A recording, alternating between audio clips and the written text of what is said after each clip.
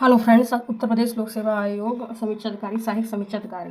तो इसमें कृषि विज्ञान आता है। तो कृषि विज्ञान ये प्रारंभिक परीक्षा के लिए मोस्ट इम्पॉर्टेंट है। चलिए इसको स्टार्ट कर लेते हैं। देखिए, सबसे पहले भारतीय कृषि में, भारत एक कृषि प्रधान देश है। ठीक है, यहाँ 58% अधिक आबादी प्रत्यक्ष या अप्रत्यक्ष रूप से कृषि पर निर्भर है।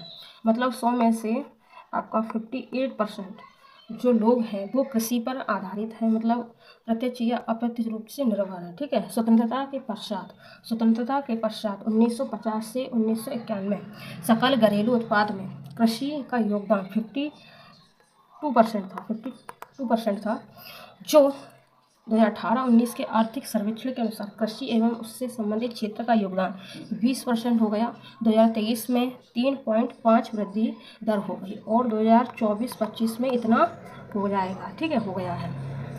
चलिए, डाटा आपको दिखा रहे हैं और न्यू भी डाटा हम आपको दिखा रहे हैं। ठीक है, सर्च करके मैंने सब कुछ किया है इसमें। देखिए, भारत में जीडीपी कृषि एवं संबंध क्षेत्रों का प्रतिशत भाग वर्ष 2021-22 में 18.8% हो गया था एवं वर्ष 2023 में वृद्धि इसकी 3.5% की रही। अब 2024-25 में कितना हो गया ये आप यहाँ पर देख सकते हैं। ठीक है, 2025 का यहाँ पर आप देख सकते हैं। देखिए, आंकड़ों के अनुसार वर्ष 2022 में 58% लोग अपने आजीविका हेतु कृषि पर निर्भर थे। ठीक है, अब 2025 का हम लोग देख लेते हैं। नया ये ओल्ड है पर ये कामकाज का। आप ये पूरी क्लास कर लेंगे तो आपका कृषि से संबंधित सारे डाउट क्लियर हो जाएंगे, कॉन्फिडेंस आ जाएगा। ठीक है, 4-5 क्वेश्चन आपके कहीं नहीं जाएंगे। देखिए, कृषि के प्रकार जान लेते हैं। कृषि, देखिए, निर्वाह कृषि और वाणिज्यिक कृषि। ठीक है, निर्वाह कृषि और वाणिज्यिक कृषि। अब निर्वाह कृषि भी हम 2 तरह से समझेंगे। निर्वाह कृषि में गहन कृषि और आदिम निर्वाह कृषि होती है। ठीक है, तो जो निर्वाह कृषि है इसमें गहन कृषि और आदिम निर्वाह कृषि होती है। बाकी वाणिज्य जो कृषि है इसको हम 3 भागों में देखेंगे। देखिए, पहला है रोपण कृषि, दूसरा है मिश्रित कृषि और तीसरा इधर वाणिज्यिक कृषि। ठीक है, वाणिज्य में ही वाणिज्य आ गई। ठीक है, इसको हमने 3 भागों में समझ लिया, इसको 2 भागों में समझ लिया। ठीक है, अब जो कृषि निर्वाह कृषि उसके जो 2 भाग हमने देखे थे, गहन कृषि और आदिम निर्वाह कृषि। तो आदिम जो निर्वाह कृषि है इसको भी हम 2 भागों में समझेंगे। पहला है स्थानांतरित कृषि, दूसरा है जलवासी कृषि या पशुचारण। तो जो है स्थानांतरित कृषि, इसको हम लोग समझेंगे। देखिए, जो ये स्थानांतरित कृषि है तो ये उत्तर पूर्वी भारत में। ठीक है, तो इसको हम फिर झूम कृषि के नाम से जानते हैं। ठीक है, फिर आंध्र प्रदेश में पोड़ी के नाम से जानते हैं। ठीक है, छत्तीसगढ़ में दीपास के नाम से जानते हैं, बुंदेलखंड में बेवार के नाम से जानते हैं, ब्राज़ील में रोका के नाम से जानते हैं, मलेशिया में लदांग के नाम से जानते हैं। Very important.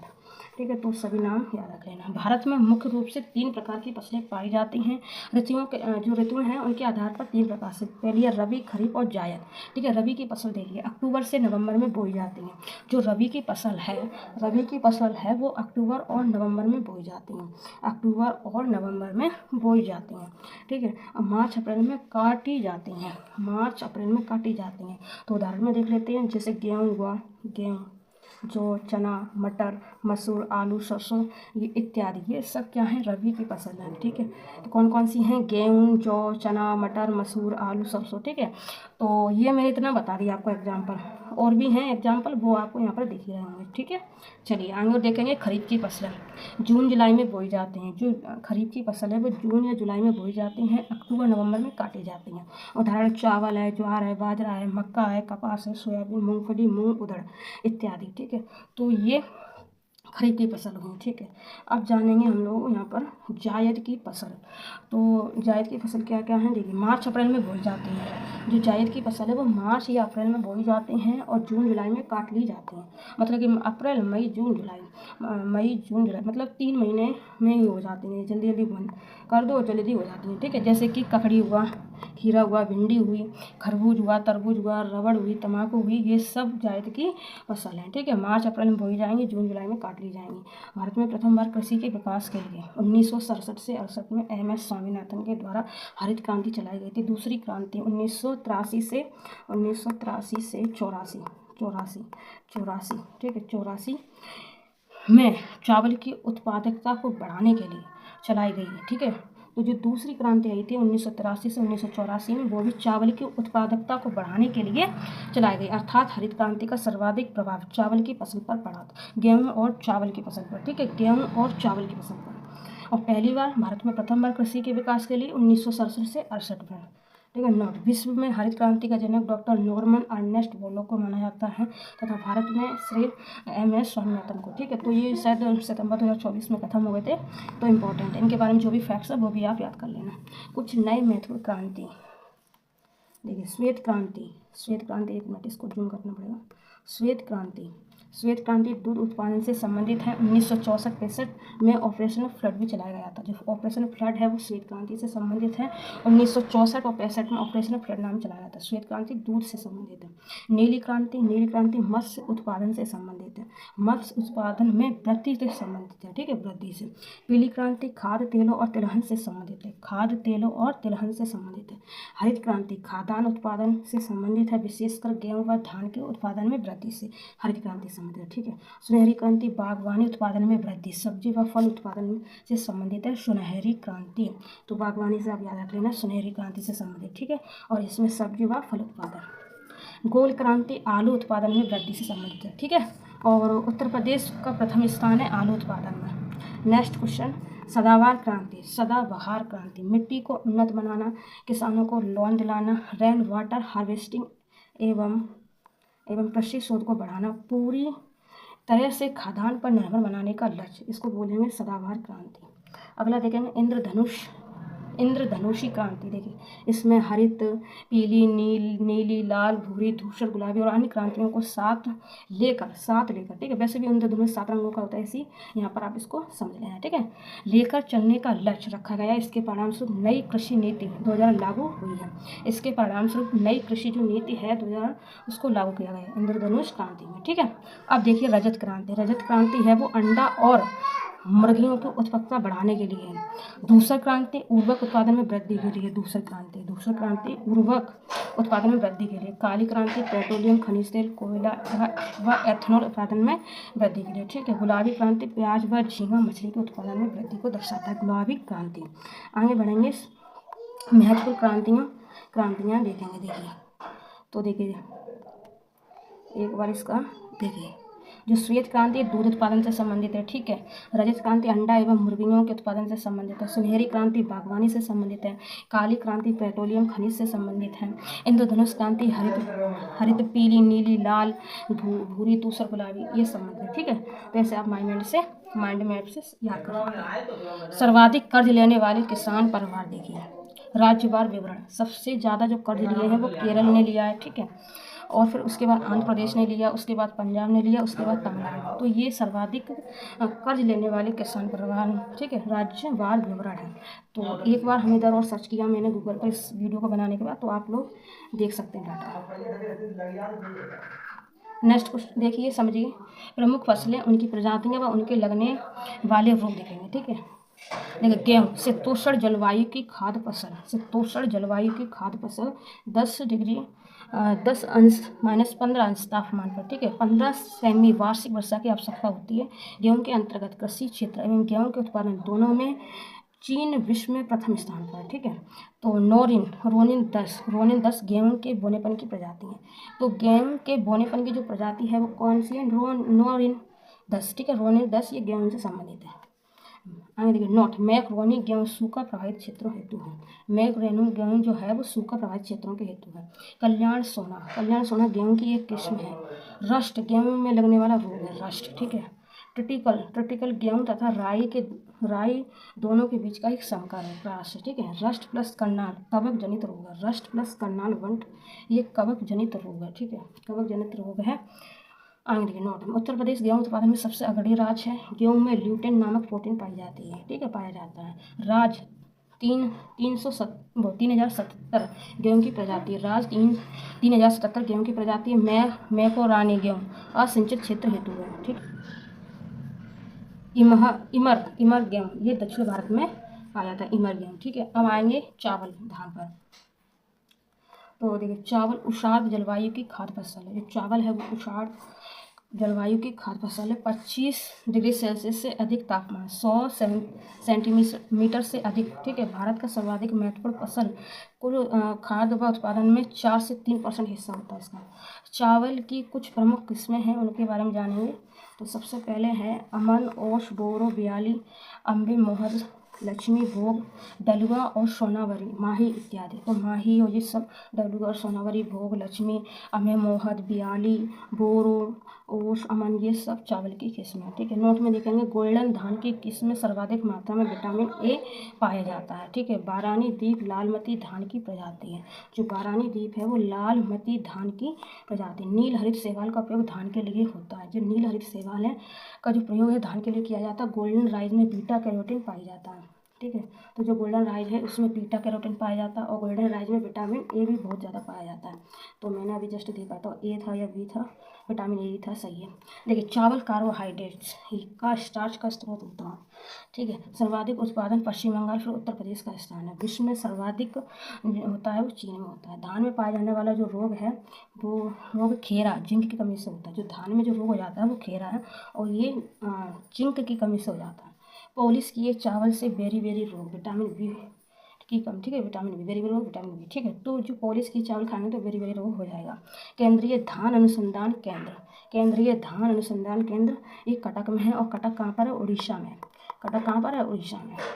अंतर्राष्ट्रीय चावल अनुसंधान केंद्र, अंतर्राष्ट्रीय पूछा तो मनीला फिलीपींस में है और केंद्रीय धान अनुसंधान पूछा तो कटक उड़ीसा में।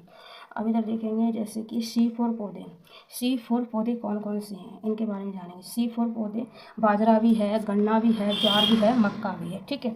तो C4 पौधे बाजरा, ज्वार, मक्का, गन्ना, ये सब C4 पौधे हैं और भी आप यहाँ पर देख सकते हैं। नेक्स्ट देखेंगे मक्का। अर्धशुष्क जलवायु, अर्धशुष्क जलवायु की खाद्य एवं चारा फसल है, ठीक है। 18 अंश से 27 अंश तापमान की आवश्यकता होती है। उच्च जल धारण युक्त क्षमता 50 से 100 सेंटीमीटर वर्षा की आवश्यकता होती है, ठीक है जी। अर्ध शुष्क जलवायु की खाद्य एवं चारा फसल है। तो मक्का की किस्में देखेंगे शक्तिमान 1, शक्तिमान 2, शक्तिमान 1, शक्तिमान 2, ठीक है। तो ये मक्का की किस्में हैं। नोट में देखेंगे अनाजों की रानी के नाम से जाना जाता है। अनाजों की रानी के नाम से किसे जाना जाता है? मक्का को। ये रवि, अब जैसे कि मक्का दिया गया है, मक्का, अब ये स्त्रीलिंग है या पुरुषलिंग है? तो ये स्त्रीलिंग है, ठीक है। यह रबी, खरीफ व जायद तीनों ऋतुओं की फसल है। जो मक्का है ये रबी, खरीफ और जायद तीनों ही ऋतुओं की फसल है, ठीक है। इसलिए भारत में मक्के की खेती पूरे वर्ष भर होती है, पूरे वर्ष भर होती है मक्के की खेती, ठीक है। आंध्र प्रदेश में सर्वाधिक उत्पादन तथा विश्व में अमेरिका सर्वाधिक उत्पादन करता है। तो अपने देश भारत में सर्वाधिक जो मक्के का उत्पादन राज्य है वो आंध्र प्रदेश है और विश्व में अमेरिका है, ठीक है। तो मक्का की प्रमुख किस्में देख लेंगे एक बार। देखो प्रताप, प्रताप, पूषा, अली, शंकर 5, विवेक मक्का, विवेक मक्का सेकंड, ठीक है। ओपेक 2 इत्यादि।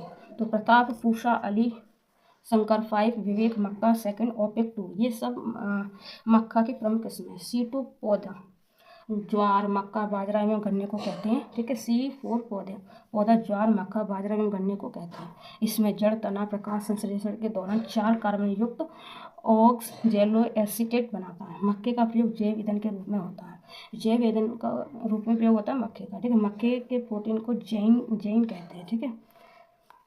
अब देखेंगे दलहन। दलहन में सबसे अधिक योगदान चना एवं उसके बाद अरहर का है। इसके अलावा मूंग, मसूर, उड़द आदि प्रमुख हैं।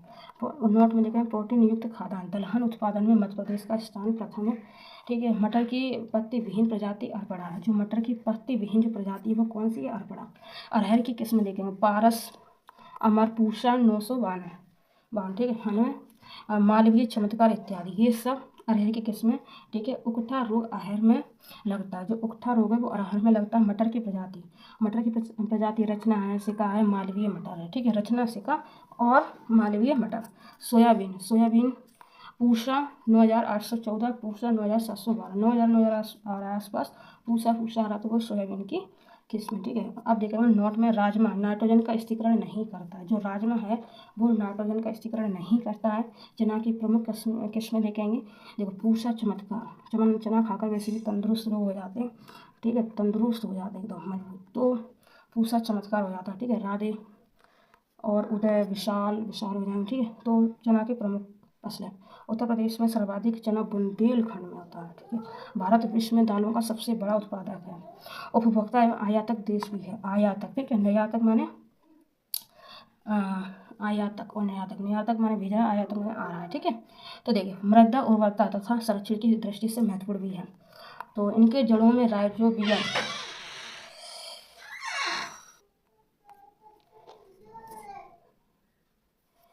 इनके जड़ों में राइजोबियम जीवाणु पाया जाता है जो नाइट्रोजन स्थिरीकरण हेतु आवश्यक। भारतीय दलहन अनुसंधान संस्थान कानपुर उत्तर प्रदेश में, ठीक है। कानपुर उत्तर प्रदेश में। नेक्स्ट इधर देखेंगे दलहनी फसलों में प्राप्त प्रोटीन। दलहनी फसलों में प्राप्त प्रोटीन देखिए सोयाबीन है, ठीक है। सोयाबीन में 45%, ठीक है। मूंग प्लस मसूर में 25%, उड़द में 24%, लोबिया में 23.5%। अब बाई चांस इसमें आ जाते हैं क्या कहते हैं, इनमें से कौन सा सही है, 4 ऑप्शन में से कोई एक छटना पड़ेगा या कौन सा गलत है, या फिर लाइन से लगाने पड़ते हैं किस में ज़्यादा किस में कम। तो इन चीज़ों को आप ध्यान से देख लें, दिमाग में बिठा लें, और नहीं बैठ पा रहा तो फिर इसको नोट डाउन जरूर कर लें, ऐसे ही क्वेश्चन बनेंगे। अब देखिए तिलहन, यह नकदी फसल है। तिलहन है वो एक नकदी फसल है। इसके अंतर्गत मूंगफली आता है, तोरिया या सरसों, ठीक है। सोयाबीन या व सूरजमुखी प्रमुख फसल है, ठीक है। सरसों राई की प्रमुख किस्में देखेंगे। सरसों राई की प्रमुख किस्में देखिए पूषा गोल्ड, पूषा जय किसान, बरुड़ा, C6M3 ऐसे याद कर सकते हैं। पूषा करिश्मा, पूषा वारानी, ये सब राई फसल की किस्में हैं, ठीक है। अब देखेंगे नोट, मूंगफली गुजरात में सर्वाधिक उत्पादन होता है मूंगफली का। तोरिया और सरसों का राजस्थान में सर्वाधिक उत्पादन होता है, तथा सोयाबीन का सर्वाधिक उत्पादन मध्य प्रदेश में होता है और महाराष्ट्र में भी होता है, ठीक है। तो देखिए सूरजमुखी का सर्वाधिक उत्पादन कर्नाटक में होता है, सूरजमुखी का, ठीक है। पैकिंग मूंगफली की प्रक्रिया, इसमें A, B, B2 विटामिन पाए जाते हैं। इसका उत्पत्ति स्थल ब्राज़ील है, ठीक है। लीफ स्पॉट मूंगफली में होने वाली बीमारी है। मूंगफली की प्रजाति चित्रा 64 चंद्रा कोसल, ठीक है। चित्रा 64 चंद्रा कोसल, ठीक है। कोसल हो गया अलग है। K6 है, ठीक है। टैग 24 है, धीरज 101 है, 66-20 भी है, ठीक है। 66-20 ऐसे कुछ। ज्वार देखेंगे, देखिए उष्णकटिबंधीय खाद्य फसल है।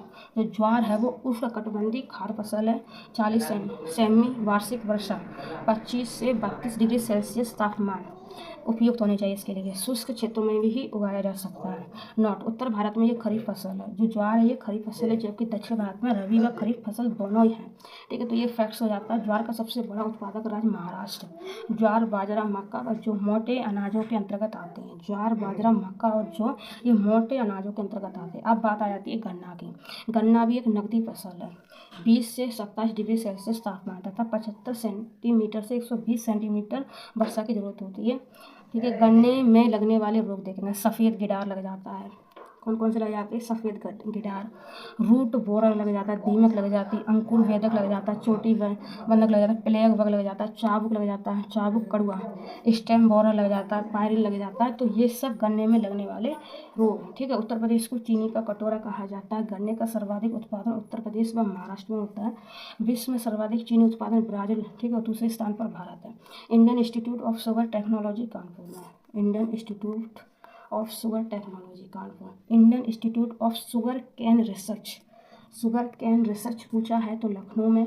Indian Institute of Sugar Technology पूछा है तो कानपुर में। प्रथम चीनी मिल की स्थापना प्रतापपुर देवरिया में, ठीक है। तो प्रथम चीनी मिल की स्थापना प्रतापपुर देवरिया में। अब बात आती है कपास। यह उष्ण तथा उपोष्ण कटिबंधीय नकदी फसल है। 60 से 85 सेंटीमीटर औसत वार्षिक वर्षा की जरूरत होती है। रेशा बीज से प्राप्त होता है। नोट, कपास उत्पादन में प्रथम व द्वितीय स्थान क्रमशः गुजरात व महाराष्ट्र का। तो सबसे पहले कौन है? गुजरात, उसके बाद महाराष्ट्र। तीसरे नंबर पर कौन हो सकता है? कमेंट्स में जरूर। अब देखिए सेकंड, श्वेत स्वर्ण कहा जाता है। जो कपास है इसको श्वेत स्वर्ण कहा जाता है, ठीक है। गन्ना, कपास, जूट, तंबाकू नगदी फसल के अंतर्गत आते हैं। कपास भी एक नगदी फसल के अंतर्गत। कपास की प्रजातियाँ देसी श्यामली, सुजाता, सुविध विकास, लोहित यूपी के, अकोला भी, ठीक है। और नगदी फसल ये सब हो गई, इतने सारे हैं। अब देखेंगे जूट। जूट एक नकदी फसल है। 25 डिग्री सेल्सियस तक उच्च तापमान की आवश्यकता होती है। नई जलोढ़ मृदा व वर्षा 150 से 200 सेंटीमीटर तथा समतल भूमि होती है। समतल भूमि खेती के लिए अनुकूल है, ठीक है, अनुकूल है। देखिए नोट, भारत जूट में विश्व का सबसे बड़ा उत्पादक देश है। भारत में सर्वाधिक जूट पश्चिम बंगाल में। अब बात करेंगे चाय की। उष्णार्द्र एवं उपोष्ण आर्द्र जलवायु, उष्णार्द्र एवं उपोष्ण आर्द्र जलवायु परिस्थिति में पैदा होने पर फसल है ये चाय, ठीक है। 150 सेंटीमीटर से 250 सेंटीमीटर वर्षा चाहिए। अम्लीय तथा ह्यूमस युक्त मृदा की आवश्यकता है। 21 डिग्री सेल्सियस से 27 डिग्री सेल्सियस का तापमान भी चाहिए। पहाड़ी ढलान जहाँ जड़ में जल जमा ना हो, ठीक है, ऐसी जगह चाहिए। नोट, चाय वो चीन चाय का दुनिया में सबसे बड़ा उत्पादक है, ठीक है। भारत में असम चाय उत्पादन में अग्रणी है। जो असम है वो चाय उत्पादन में अग्रणी है, ठीक है। अब मूल स्थान देख लेते हैं एक बार, ये मैंने बता दिया। अब इसका एक माइंड में देखते हैं, मूल स्थान देखिए सबका। तो सूर्यमुखी, जो सूर्यमुखी का है वो उत्तरी अमेरिका में सबसे ज़्यादा, ठीक है। कहवा ब्राज़ील में सबसे ज़्यादा। सरसों पूर्वी यूरोप में सबसे ज़्यादा, पूर्वी यूरोप में। चाय चीन में। मूंगफली पूर्वी यूरोप में सबसे ज़्यादा, पूर्वी यूरोप में, ठीक है। रबड़ ब्राज़ील में सबसे ज़्यादा। सोयाबीन चीन में सबसे ज़्यादा। गन्ना भारत में सबसे ज़्यादा, ठीक है, गन्ना, और ब्राज़ील में भी होता है। तो अब देखेंगे कहवा कॉफ़ी। देखिए कॉफ़ी एक उष्णकटिबंधीय रोपड़ एवं नगदी फसल है। 16 से 28 डिग्री सेल्सियस तापमान, 100 सेंटीमीटर से 200 सेंटीमीटर की वार्षिक वर्षा ढलुआ भूमि आवश्यक है। अरेबिका, रोबस्टा एवं लावेरिका कॉफ़ी की प्रमुख किस्में। अरेबिका, रोबस्टा, लावेरिका कॉफ़ी की प्रमुख किस्में हैं। नोट, भारत सर्वाधिक रोबस्टा कॉफ़ी का उत्पादन करता है, रोबस्टा, ठीक है। कर्नाटक आधे से अधिक कहवा का भारत में उत्पादन करता है। वैश्विक स्तर पर ब्राज़ील सर्वाधिक कॉफ़ी का उत्पादन करता है। सर्वाधिक कॉफ़ी का उत्पादन कौन करता है? ब्राज़ील करता है सबसे ज़्यादा, ठीक है। अब देखें कृषि से संबंधित कुछ अन्य महत्वपूर्ण तथ्य, उनको भी हम लोग जानेंगे, ठीक है, उनको भी जानेंगे। देखिए अब इधर और जान लेते हैं फसलों के सिंचित क्षेत्र। फसलों के सिंचित क्षेत्र देखिए, गन्ना में 94% चाहिए जल, ठीक है, सिंचित चाहिए। गेहूं में 92% चाहिए। तिलहन में 25% से काम हो जाएगा, ठीक है। चावल में 58% से काम हो जाएगा। लेकिन सबसे ज़्यादा यहाँ पर गन्ना की बात कर रहे हैं, फसलों के सिंचित क्षेत्र, ठीक है। ऐसे आपको मिलान करने के लिए आ जाते हैं, ये क्रमवार लगाने को भी आ जाते हैं क्वेश्चन। अभी तक हिस्ट्री में देखे थे या अदर सब्जेक्ट में देखे थे, कृषि में भी हो सकते हैं, ठीक है। तो इधर देख लेते हैं, मैंने बताया सिंचित क्षेत्रों का प्रतिशत विभिन्न फसलों हेतु। तो गन्ना का 94%, गेहूँ का 92%, चावल का 58%, तिलहन का 25%, ठीक है। तो प्रथम चीनी मिल 903 में देवरिया जिले के प्रतापपुर में स्थापित किया गया था। कब किया गया था? 903 में देवरिया में, ठीक है। नेक्स्ट देखेंगे आम की किचन फसल आम्रपाली है। आम की किचन फसल आम्रपाली है। आम की बीज रहित प्रजाति सिंधु है। जो आम की जो बीज रहित प्रजाति है वो सिंधु है। अल्फांसो आम का महाराष्ट्र में सर्वाधिक पैदावार होता है। सर्वाधिक निर्यात यूएसए से, ठीक है। सर्वाधिक जो आम हमारे देश का वो यूएसए में जाता है, ठीक है। सफ़ेद रतुआ, कुलचना, अल्टेनेरिया, पत्ती धब्बा, जीवावीय, केकर, श्यामवर्ण रोग, एंथ्रोक्नोज इत्यादि वाले रोग इसमें होते हैं, ठीक है। एक मिनट, ये हो गया। अब देखेंगे आंवला की किस्में, कंचन, कृष्णा और बनारसी। कंचन, कृष्णा, बनारसी, ये आंवला की किस्में, आंवला की। फ्लोएम का कार्य पौधे को भोजन पहुंचाना है। फ्लोएम का कार्य पौधे को भोजन पहुंचाना है, जबकि जालम का कार्य जड़ों से पौधों को पानी पहुंचाना है, ठीक है। सेब में विटामिन 0% पाई जाती है। सेब में विटामिन 0% पाई जाती है। रेशम 4 प्रकार का होता है, इरी रेशम, शहतूत रेशम, मूंगा रेशम तथा टसर रेशम। किसान वही योजना की शुरुआत 1992 में हुई थी, ठीक है। 2 अक्टूबर 1975 को क्षेत्रीय ग्रामीण बैंक की स्थापना नरसिंह समिति की सिफारिश पर की गई थी। सर्वप्रथम क्षेत्रीय ग्रामीण बैंक गोरखपुर व मुरादाबाद है। सर्वप्रथम क्षेत्रीय जो ग्रामीण बैंक है वो गोरखपुर व मुरादाबाद की है, ठीक है। नाबार्ड की स्थापना 12 जुलाई 1982 में शिव रमन समिति की अनुशंसा पर की गई, जिसका मुख्यालय कहाँ पर, जस्ट अभी बता रहे हैं, महाराष्ट्र में हुआ, ठीक है, मुंबई महाराष्ट्र में, ठीक है, मुंबई में। विशेष कृषि उपज योजना का संबंध विशेष कृषि उपज योजना का संबंध कृषि उत्पाद की निर्यात वृद्धि में 2004 से 9, ठीक है। व्यापक फसल बीमा योजना का शुभारंभ 1 अप्रैल 1985 को हुआ था। मृदा स्वास्थ्य कार्ड योजना का शुभारंभ सूरतगढ़ राजस्थान से हुआ। इसके लिए 12 पैरामीटर्स का प्रयोग किया गया। प्रथम दुग्ध संघ की स्थापना लखनऊ में की गई थी। Very very important. आलू में झुलसा नामक रोग लगता है। बकरी की नस्ल जमुनापारी है। अंगोरा बकरी उनके लिए प्रसिद्ध है। मुर्गियों की प्रमुख फसलें न्यू हैम्पशायर, व्हाइट लेगहॉर्न और कड़कनाथ। कड़कनाथ भी मुर्गी की नस्ल है। ठीक है, आगे देखेगा मालभोग, चीनी, अल्फस, अदेश्वर, दूध सागर, पनामा केले की किस्में। किसकी हैं? केले की। ललित अमरूद की किस्में, ललित। ठीक है, आलू निर्यातक जोन आगरा है। कौन सा? आगरा। उत्तर प्रदेश के कृषि निर्यातक क्षेत्र, कृषि निर्यातक क्षेत्र लखनऊ, सहारनपुर, आगरा है। उत्तर प्रदेश में आंवला प्रतापगढ़, ठीक है, लीची सहारनपुर व मेरठ में। इत्र कन्नौज में। प्लाईवुड ये सहारनपुर में सबसे ज़्यादा। उत्तर प्रदेश में सर्वाधिक चना बुंदेलखंड में होता है। ठीक है, राष्ट्रीय खाद्य सुरक्षा मिशन में शामिल चावल, गेहूं, दलहन व मोटे अनाज। राष्ट्रीय, ठीक है, तो चावल है, गेहूं है, दलहन है, मोटे अनाज। ठीक है, कुछ महत्वपूर्ण बोर्ड व अवस्थिति देखेंगे। कॉफ़ी बोर्ड कहाँ पर है? बेंगलुरु में। कॉफ़ी बोर्ड बेंगलुरु में है। कॉफ़ी बोर्ड कहाँ पर है? बेंगलुरु में। और रबर बोर्ड कहाँ पर है? कोट्टायम, केरल में। ठीक है, तो अभी पूरे देखेंगे। चाय बोर्ड कोलकाता में। तम्बाकू बोर्ड गुंटूर, आंध्र प्रदेश में। अंगूर प्रसंस्करण बोर्ड ये पुणे महाराष्ट्र में। कहाँ पर है? पुणे महाराष्ट्र में। ठीक है, नेक्स्ट इधर देखेंगे राष्ट्रीय मत्स्यिकी बोर्ड। तो राष्ट्रीय मत्स्यिकी बोर्ड ये हैदराबाद में है। मसाला बोर्ड कोच्चि, केरल में। मसाला बोर्ड। ठीक है, अब देखेंगे भारत में जोतों का आकार देखिए। सीमांत जोत 1 हेक्टेयर से कम होती है। ठीक है, ये हो जाएगा 67.10%। ठीक है, छोटी जोत 1 से 2 हेक्टेयर की होती है। ठीक है, ये 17.91% है हमारे भारत में। अर्ध मध्यम ये 2 से 4 हेक्टेयर होती है, 10.04% है। मध्यम 4 से 10 हेक्टेयर होती है, 4.25% है ये। बड़ी जोत 10 हेक्टेयर से अधिक होती है। जो बड़ी जोत है वो 10 हेक्टेयर से भी अधिक होती है और इसका परसेंट 0.7% है। ठीक है, तो भारत में प्रथम विस्तृत कृषि संगणना 1970 से 71 में हुई थी। भारत में प्रथम विस्तृत कृषि संगणना की बात कर रहे हैं तो 1970 से 71 में। वर्तमान में 10वीं जो है वो 2015-16 में हुई थी। ठीक है, एक बार हम इसको गूगल सर्च कर रहे हैं, देखते हैं कोई डाटा मिलता है तो। देखिए 10वीं संगणना रिपोर्ट वर्ष 2019 में। ठीक है, और क्रियाशील जोतों का सर्वाधिक औसत आकार नागालैंड में। ठीक है, 4.87 हेक्टेयर। न्यूनतम कहाँ पर है? न्यूनतम 0.18 हेक्टेयर, ये केरल में। ठीक है, तो सर्वाधिक क्रियाशील जोतों का ये नागालैंड में और न्यूनतम केरल में। देखिए महत्वपूर्ण वैज्ञानिक अध्ययन, वेरी वेरी इंपॉर्टेंट, ध्यान से देखिए। अब देखिए विटीकल्चर अंगूरों का उत्पादन से संबंधित है। पीसीकल्चर मछली पालन की प्रक्रिया से संबंधित है। सेरीकल्चर रेशम उत्पादन के लिए। हॉर्टिकल्चर बागवानी फसल जैसे कि फल सब्जी इत्यादि के लिए हॉर्टिकल्चर। ठीक है, एपीकल्चर शहद उत्पादन हेतु मधुमक्खी पालन से संबंधित है। ठीक है, फ्लोरिकल्चर फूलों की कृषि से संबंधित है। सिल्वीकल्चर वन के संरक्षण एवं संवर्धन से संबंधित है।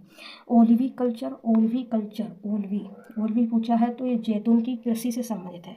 पोमोलॉजी फल विज्ञान से संबंधित है। यहाँ फल विज्ञान के बारे में बात कर रहे थे, वहाँ पर हम फ्लोरी कह रहे थे, वो फल से संबंधित। ठीक है, एरोपोनिक्स ये पौधों को हवा में उगाने की। ठीक है, मोरिकल्चर रेशम की कीट हेतु शहतूत की कृषि से संबंधित है। मोरिकल्चर। ठीक है, बर्मीकल्चर केचुआ उत्पादन से संबंधित है। बर्मीकल्चर। ठीक है, ओलेरीकल्चर पौष्टिक साग सब्जियों की कृषि से संबंधित है। तो ये सब इंपॉर्टेंट मैंने बता दी। आप देखेंगे भारत के प्रमुख कृषि संस्थान। देखिए भारतीय गन्ना अनुसंधान संस्थान लखनऊ में है। भारतीय चीनी संस्थान कानपुर में है। केंद्रीय आलू अनुसंधान संस्थान शिमला में है। केंद्रीय भेड़ प्रजनन फार्म हिसार हरियाणा में। नेक्स्ट और देखेंगे, देखिए केंद्रीय द्वीपीय कृषि अनुसंधान संस्थान पोर्ट ब्लेयर अंडमान निकोबार में। भारतीय चारागाह या चारा अनुसंधान संस्थान झांसी में। राष्ट्रीय जैविक खेती केंद्र गाजियाबाद में है। केंद्रीय खाद्य संस्थान ये शिमला में। ICAR भारतीय पशु चिकित्सा अनुसंधान संस्थान इज्जत नगर बरेली में है।